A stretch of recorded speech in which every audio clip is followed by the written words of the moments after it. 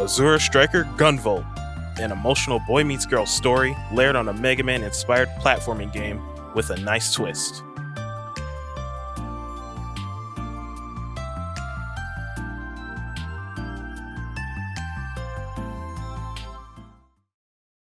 What do you think of when I say, oh, I don't know, Blue Hero has an arsenal of guns to help him in different situations, a stage select screen featuring previews of each stage? If you said Gunvolt, you couldn't be more right. Huh? Who's Mega Man? Just kidding. We love you, Blue Bomber. Welcome to IGO, guys, aka Indie Game Overcast. Let's talk about Gunvolt, Overcast style. You guys know the drill. Whether you have or haven't played Gunvolt, I want you to guess what category I'll give the game. Gunvolt, beautiful music, emotional scenes, involving gameplay. Let's get this Overcast started. Azure Striker, Oversurge.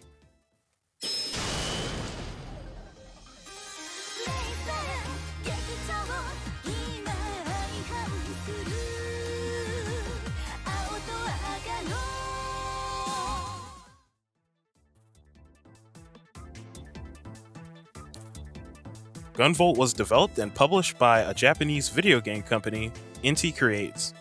They have developed King games like Mega Man 9 and 10, as well as the Mega Man Zero series. Light to moderate influences from the Mega Man series can be seen in Gunvolt as soon as the gameplay begins. Gunvolt also has a couple of successors, one being the sequel, and another distant cousin spin-off, Luminous Avenger X. I'll be covering these in later episodes. Fundamental things to know about the world are that, along with humans, there are people born with superpowers called Septimus. These people wielding these powers are called adepts. The story begins with Gunvolt, aka GV, being tortured in a Sumeragi facility after being caught looking to kill an adept named Jewel, whose powers can be used to brainwash other adepts. He reveals himself to be the infamous Azure Striker, who works under Quill. The two organizations oppose one another in the changing world, where adepts are on the verge of revolt against humanity. GV meets Jewel, who reminds him of himself when Asimov took him in. Instead of killing her, he asks her if she wants to live. Once he has her answer, GV consequently leaves Quill to share his life with Jewel at his apartment in peace, or so he would hope. To keep a source of income, GV takes on missions given by his former organization employer, Quill. From there, GV protects Quill from Sumeragi, who wants Jewel's power to control all adepts. So what is Sumeragi? Sumeragi is the big bad, secretly evil organization run by Nova. Below him are his 7 elites, who are the bosses you will face in their respective territories. GV is our main character, also known as the powerful Azure Striker. For years, he has worked under Quill until meeting Jewel, who evolved a change inside of his heart. GV is calm, collected, and quite straightforward about what he wants. His heart is more or less righteous. All he wants is peace and Jewel's freedom. His typical means of fighting is his special pistol used for marking his enemies. He uses it in tandem with his septimal power to electrify whatever he is targeting via his flash field. Alongside GV is Jewel, and her septima manifested into a spirit-like person, Lumen. Much like how GV has the Azure Striker, Jewel carries the eluding idol septima. Her songs can revitalize the souls of others. This power is initially used by Sumeragi when Lumen is performing at a live concert. Jewel is constantly there as emotional support for GV, whether it's to greet you home with warm arms after a long mission, or while you're away on your last legs. Jewel willingly uses her songs to strengthen GV while his battles get tough. The more the player interacts with Jewel, they will be able to see cute and touching dialogue between the two. Don't touch Best Girl.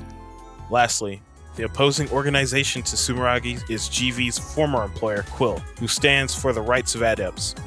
These ideas conflict with Sumeragi's goal to control adepts, hence the two clashing with our main characters, Gunvolt and Jewel, fated to get caught in the crossfire.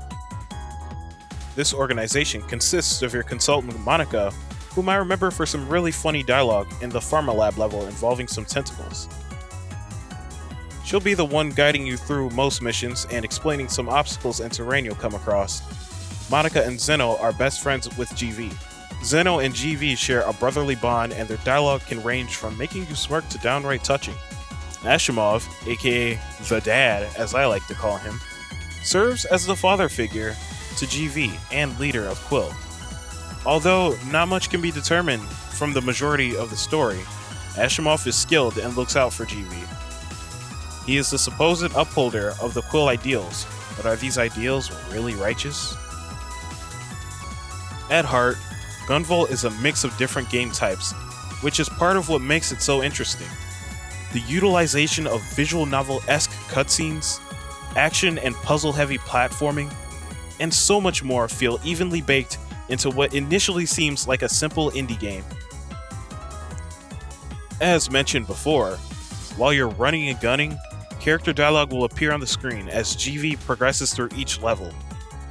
Although these are helpful, the sheer size of the text can sometimes cover the gameplay, especially on the ported versions of the game.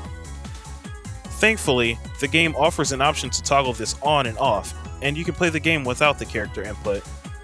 Though I say it's annoying, I couldn't fight it in myself to keep it off. Not even in my second playthrough. The character interactions are just too damn touching, and GV's inner thoughts really add to the atmosphere and mood. Cutscenes in Gunvolt are presented with really pleasing art and dialogue. That really makes it feel as if you're reading a visual novel. I may sound overly optimistic when I say I welcome this possible limitation with open arms, but I feel it adds to the charm of the game. You feel and hear the emotions, and the picture just adds. This may be a given since I listen to subbed anime, though that said, there's no English voices to speak of in the series, which limits its audience. But if you enjoy Japanese content and action-packed platforming with gunplay, this just may be your tea.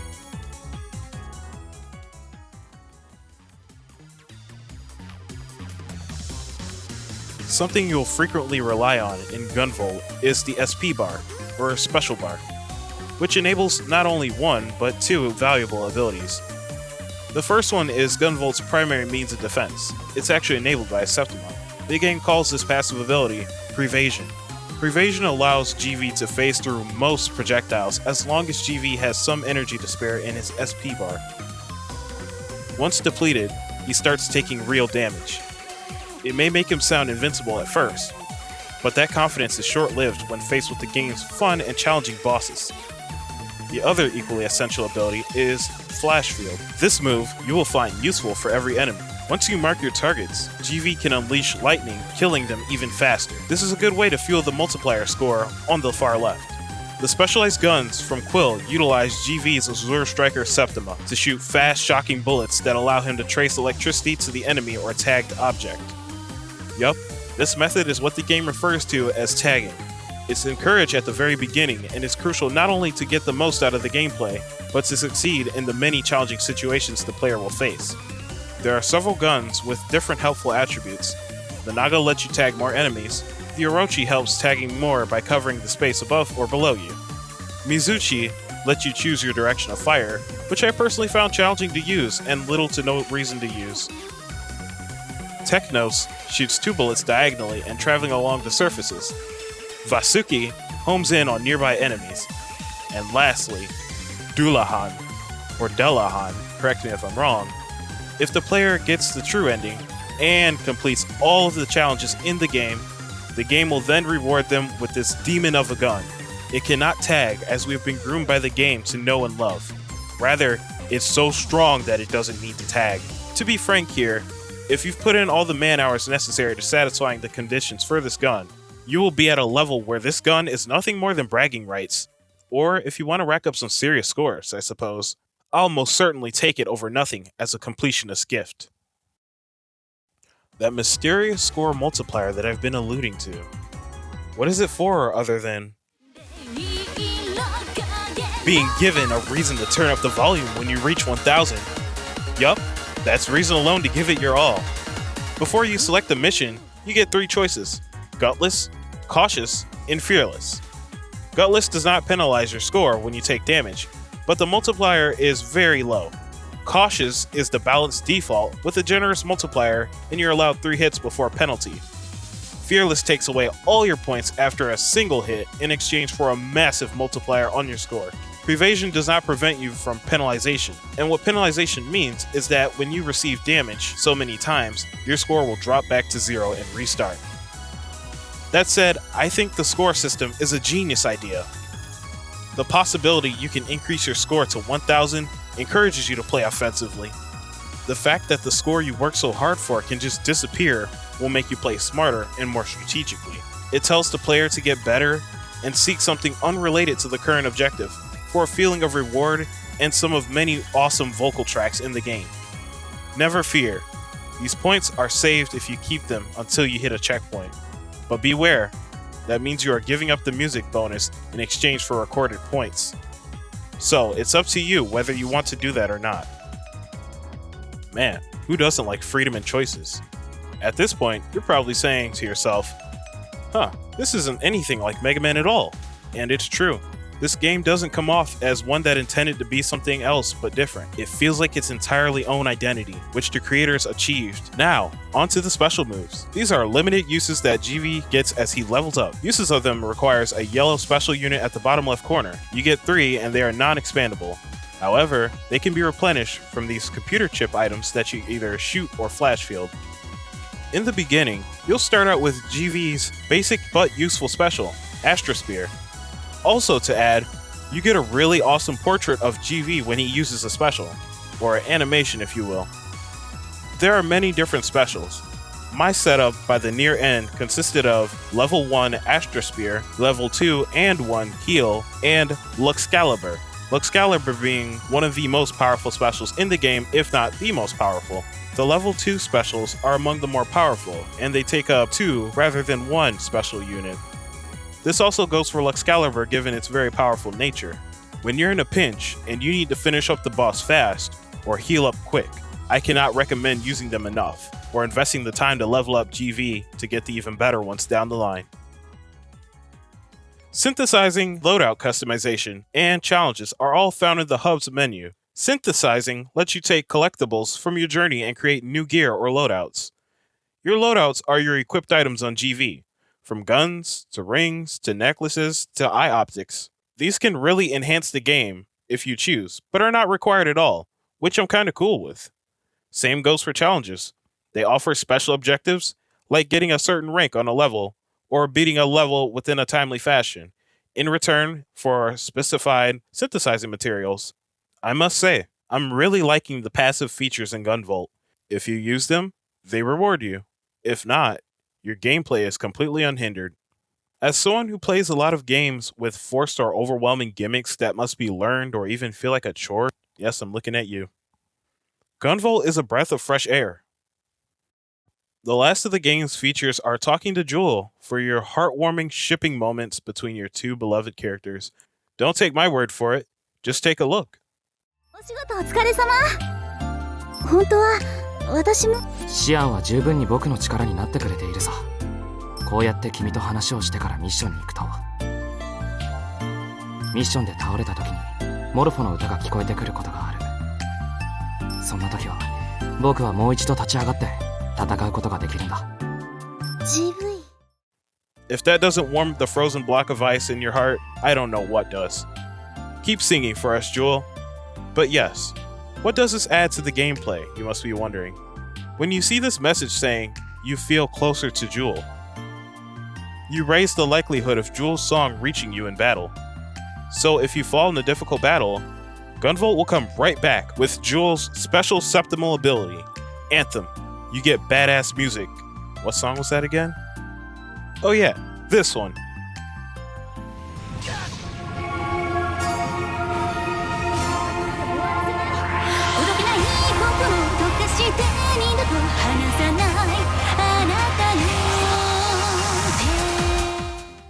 So yeah, you also get infinite jumps, air dashes, and a couple more things that make GV a lot more powerful and overwhelming to his enemies. So keep up the good work, keep talking to Jewel, keep your loadouts good, and you'll have a very clear path to your future. Okay, so now we know the gist. But wait, there's a tiny bit more. I'm posting the warning and timestamp here for those who don't want spoilers. That way, you can just see our spoiler-free review and Overcast rating for Gunvolt.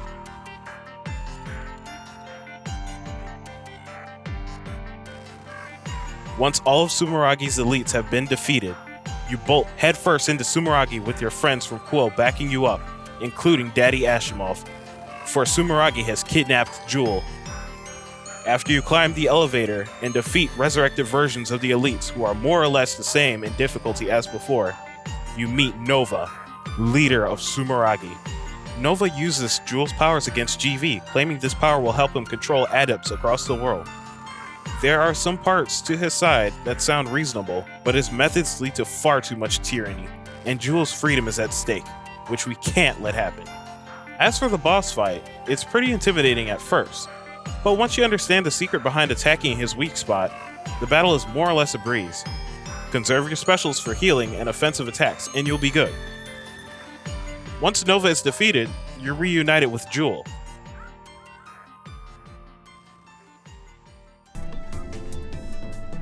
GV それにシアン試練を倒すとはお前たちこそ新たなる時代のキングとクイーンにふさわしい。何を言っているの？この騒動でスメラギは混乱している。今が絶好のアシモフ GV お前はフェザーを離れ、私はフェザーを設立し、今こそ我ら能力者さあ来い GV シアン GV 大丈夫だよシアン。アシモフ利用するつもり。そうかデッドエンドアキラのここに来る途中にいた奴と争った際にはどうやらこいつの弾丸にいかにお前といえどアスタラビスタ。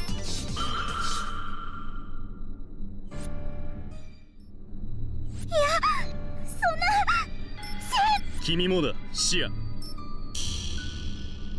Oh boy, Daddy's betrayed us. The game then gives you the end credits once GV phases out of consciousness. It's a very sad ending to the Gunvolt story. But does that really feel like all there was? Does Ashimov really win and GV's last moments along with Jewel end there? This can't be. You're right. This game does have a good ending, and we're all about good endings here. If you have collected the 7 hidden jewels in each stage and given them to Jewel, she'll use those jewels to create a handmade necklace that offers absolutely nothing but sentimental value. Can someone keep a counter of how many times I say Jewel in that sentence? This necklace must be equipped before the final boss to prevent triggering the false end. If the player succeeds in doing this, the game's true ending picks up directly from the bad ending. Jewel's mind has evolved from her body to her septima, making them a single soul. So in other words, Jewel and Lumen have become one. But she takes the form of her septimal avatar. She notices GV on the brink of death and combines her soul with his to revive him with her restorative powers. This consequently creates an unstoppable force that is the revived and powerful Gunvolt, bent on stopping Ashimov from succeeding in his goal to control and empower all adepts across the world. Ashimov seeks to establish a king and queen among all adepts. GV was supposed to be groomed into that king, along with Jewel, who was supposed to be that ruling queen, and explains the first event of an adept taking place in South America. Gunvolt and Jewel work together to defeat Ashimov, Gunvolt's father and mentor. Understandably, Ashimov's defeat leaves him utterly distraught and speechless. He's approached at the elevator by his former colleagues, also his closest friends, who are in shock from the sight of Ashimov's corpse. Completely heartbroken from the betrayal, GV walked into the sunrise, unknowing of what was next in life for him. Although feeling lost, Jewel promises to offer her wings as their souls have now become one. They will be together forever, in a new world with unending possibility, and the looming inevitability of adepts revolting and oppressing normal powerless people across the world. Will this be GV's fight alone? Or will there be another heroine to step into the fray? Perhaps we've already met him. Someone hell-bent on establishing justice in the world. I haven't shed too much light on this character, but this character's name is Copen, a rival of GV. He becomes far more relevant in the next game, and he also has his own spin-off game, which is Luminous Avenger X. All things that I will be covering on this channel. But, for now, we're just going to leave it at that. Gunvolt has to be one of the most emotional experiences I've ever experienced in such a small package that turns out to be significantly bigger in offering. What's crazier is that this emotional journey only continues through the series. I didn't find Gunvolt as a whole unbelievably hard, rather, it was just challenging. I had no issues with the game's difficulty. The bosses are really the only areas where I felt I was being tested. The levels all offer some small gimmick, like being transported or turning off the lights. The game was honestly a breeze once I got the Orochi gun. It allows GV to fire a sweep of bullets, up or down depending on your location. It has the highest tag count that you can have on enemies, and it makes the fight with the Medusa girl, as I like to call her, a complete cakewalk. She has this insta-kill ability. They spam projectiles towards GV, killing him straight off. I found it easy to use the Orochi gun to tag all the enemies on the screen, and then just focus on where I was in relation to the bosses. That way I wouldn't get hit by the petrification beam. So what was the impact on me? You really get a feeling of pride in this game's main character, Gunvolt. He's calm, cool, collected, and he'll stop at nothing to ensure Jewel's safety and happiness. He's a ponderer, sure, but that really makes the player feel closer to the person they'll be seeing on the screen 100% of the time, which is always a plus to me. Some games like the previous Overcast I covered, Cave Story, just can't achieve this with a silent protagonist. That said, it's still possible if the coverage you provide on the character is convincing enough. Whether that exposure is provided by other main characters or other elements, like the backgrounds or the environment. The comprehension and the relatability play a big role in the connection between the character and the player in a story. So how does Gunvolt compare to those like it? Despite having obvious influences from the Mega Man and Zero series, Gunvolt has no trouble at all establishing its own identity, setting it apart from its distant cousins. As I mentioned before, it has tons of mechanics, and its style just feels unique. It feels Gunvolt, and you'll see this in future installments. I couldn't recommend Gunvolt enough to lovers of a good platformer and those who enjoy anime and other related Japanese media. What you'll get is a heartwarming story with endearing characters, enticing challenges around every corner, and so much more in this action-packed indie game. With all that said, Gunvolt gets the Overcast rating of Gem. I know what you're thinking, but why? To that, I answer, because it shares qualities with another game alike, but in doing certain things in a way that is entirely different. Gunvolt stands out, creating an initially badass and epic game with layers that give it its own identity. It's not a Mega Man clone, it's not a visual novel, it's not a romance, as much as I wish it was. This is Azure Striker Gunvolt. Thank you so much for checking out Indie Overcast. We have much more in store for you, so please bear with us. In the meantime, check out our other gaming related videos, and consider subscribing for more Overcasts. As always, let us know what you thought below. Are you a Gunvolt fan? What does Gunvolt the game mean to you? Remember to like and share with your mates. Till next time on IGO, this has been Indie Game Overcast.